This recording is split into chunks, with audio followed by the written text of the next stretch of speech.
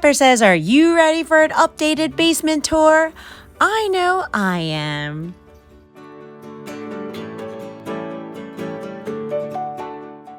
It is that time of the week again.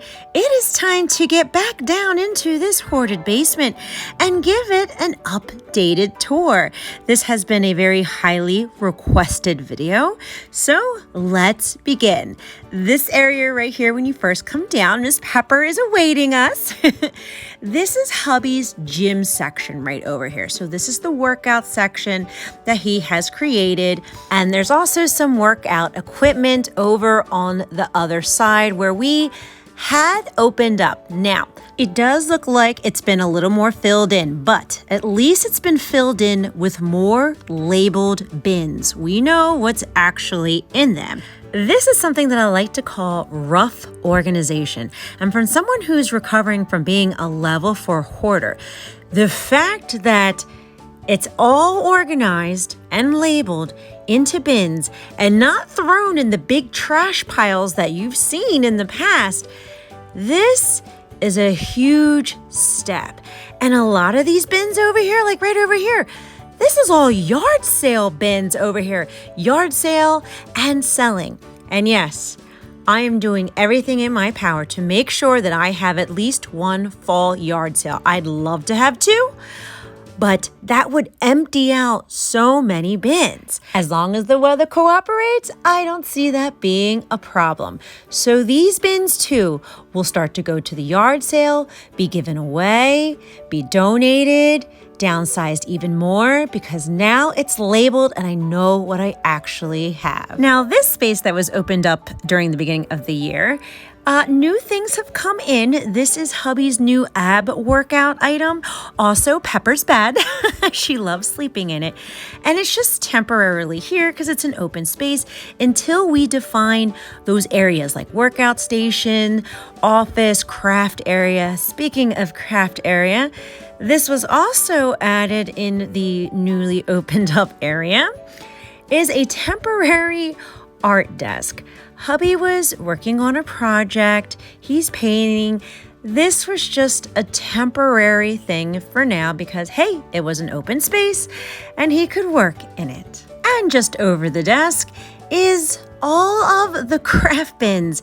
As we've been decluttering, as we've been doing our rough organization, we have been putting all the crafts into these bins so that we can have a future KonMari method on all the craft supplies. And I have to admit, it is a lot. But once we do those KonMari method videos, I'll be able to see all the double, quadruples of everything and make the right decisions to let things go.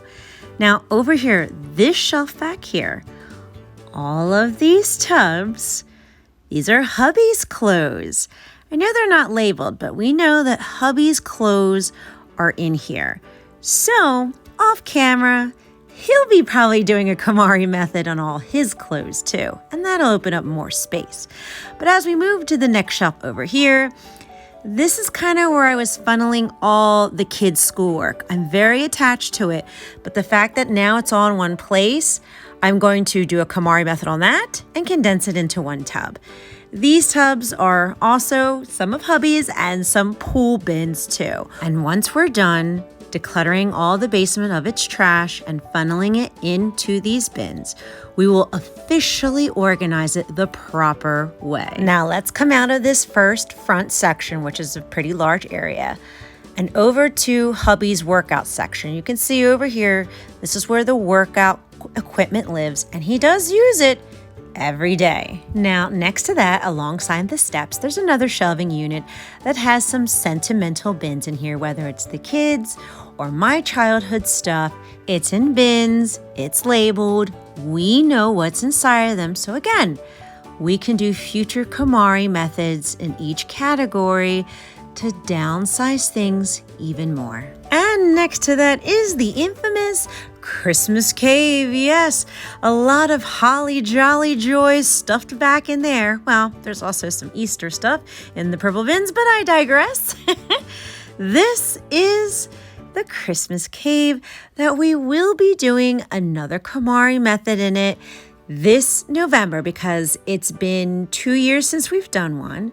And it's time. It's time to go through it again. It's time to let go of some more things so that we can downsize and slowly organize this easier and quicker every year. Now, this area right here, this is the middle, and this is kind of where we're working up towards because we started from the back and then working toward the front. Now, some of this stuff does have labeled bins. Like, look, you can see baby toys back here. All this is baby toys. That's another sentimental series to go through, but at least it's labeled. And there are some empty bins up in the middle too. And there are things that we've never decluttered either. And new things have been added to the basement from my parents' house and an emptied out storage bin, but don't worry, we will be getting to them too. But there's also a lot of empty bins in here. This is another empty bin section. It's hard to see, but you can see them all in here. There's another empty tub. Like there's a bunch of empty stuff in here that we're working towards. Like these two blue bins over here. These are huge. They take up a lot of space, but both of them are empty. Now I know some of you might be like, well, just get rid of them then if you're not using them. Honestly, I kept them because it made me feel good to be able to let go of the empty cardboard boxes. And then I had a backup for when I need new containers, I can label them as well. But I bet you in the future, I'll be getting rid of a lot of these bins. And look, this is a temporary kitchen one that I started too. And right next to that, we are entering the back of the basement where you're going to see all the progress. Here is the play area. This used to be a hoarded, hot mess, but we've been able to maintain it as a play area and not re-hoard it. And sure, maybe there's a couple of things on the floor that the kids didn't put away, but honestly, this is huge for us. Now, when I say this is a huge victory, it's almost like it's a 1-year sobriety hoarder edition. Because we came down here last year, it was a hoarded hot mess, we decluttered it, and we created this space for the boys. And it's still cleaned out. It's not re-hoarded. Now, did some toys from upstairs come downstairs that we still have to sort? Yeah, but not a big deal. That would maybe take us a day to go through and not an entire 2-month series. Now, next to that is a lot of empty organizational bins. This is normally where I shop my hoarded stash, but the reason why I have so much of it is because we've decluttered so much over the years. So when I need something, I shop there.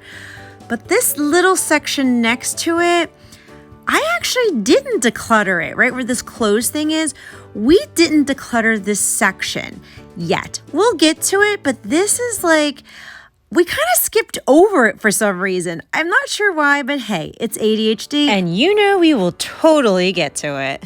This is the back area that we've been working on, and last episode, we decluttered this section right here against the wall. We did it so hubby could fix the pipes that were right above it, but I also had another plan in store for it. Okay, so this is my midway basement plan for now, because it can always change, but this is what I'm thinking of right now. What I'm thinking of is that we had opened up this spot against the wall, right? Mostly because hubby had to go fix the pipe. But the reason why I wanted to do it is because as we were like decluttering this middle section, there's bins of things that I want to keep. And a lot of those bins went right on the other side of this camera where you can't see it. And for the last video, they went right here. But I rather have the bins that are labeled on the side so that I can continuously see this middle open up. So for the next video, I'll definitely like tackle this wall so that these bins and those bins over there can kind of go over there. Hopefully, I'm working on it to have a yard sale in the fall. I really want one really bad. I'm going to make it happen. I just need good weather. That'll empty out that section that's like kind of against this wall where all those like yard sale bins is, and also the yard sale bins that are in the front. So that'll open up a lot of space too. And to continue on our tour, this is the area that we've stopped at and that we're going to be working on in future videos. We have not decluttered in this back section right here.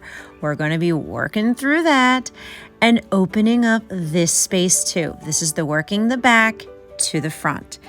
And decluttering this way, honestly, this is what helped me in my hoarding disorder. My brain is just wired a little differently than everyone else who does not have hoarding disorder. And that is quite okay. I honor where I'm at in my journey right now, and I don't put pressure on myself to be like, just declutter it all in one shot. Trust me, if I could, I would. It's just like telling someone with depression that, hey, you're not happy yet, even though they've made amazing steps with helping their depression. And as we walk towards the front, there's even some more empty bins up here too, showing signs that this will move faster as we completely declutter this area. And I really want to be in the present moment of look at everything we've done so far. This calms my nervous system to let it know that, hey, we were still calm when we decluttered, and now we're feeling good with open spaces. And it's not as scary as it used to be.